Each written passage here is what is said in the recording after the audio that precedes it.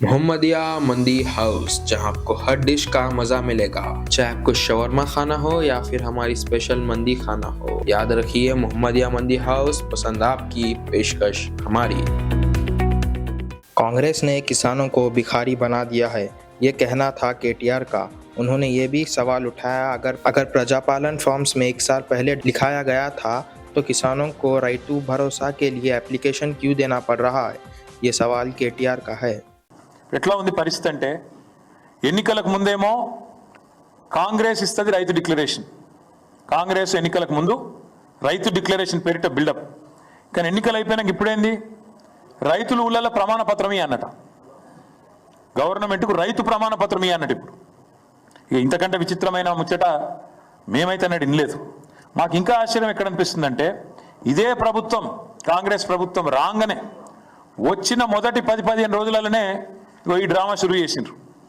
ఏమని పెట్టి రానాడు, ప్రజాపాలన దరఖాస్తులు పెట్టుకోండి అంటే పాపం 1,06,00,000 మంది దరఖాస్తులు పెట్టుకున్నారు. ఈ దరఖాస్తులలో మీరు చూడొచ్చు, స్పష్టంగా రాసింది, ఇక్కడ రెడ్ మార్క్తోని ఇక్కడ మార్క్ చేసి ఉంది.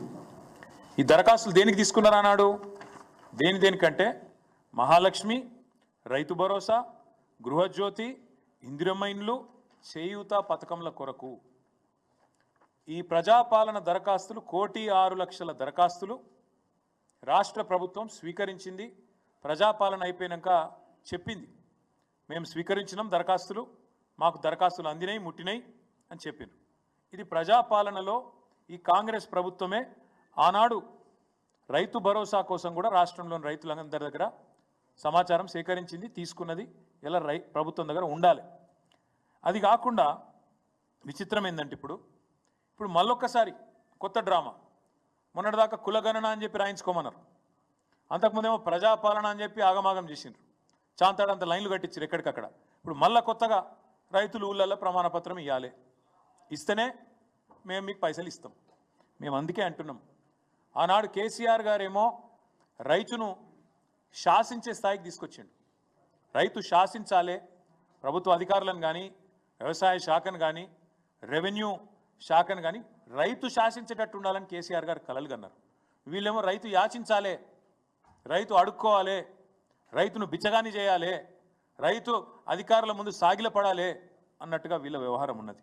ఎంత దారుణం అంటే, ఎలక్షన్లకు ముందు ఈ సన్నాసులు कांग्रेस सन्ना। यही नहीं, मोहम्मदिया मंदी हाउस के और भी स्पेशल डिशेस है, जैसे कि biryani, kebabs, grill chicken, tandoori chicken, और यहाँ आपको चाइनीज और मोमोज भी मिल जाएंगे। अपने फंक्शंस को खास बनाने के लिए हमारे यहाँ ऑर्डर करिए।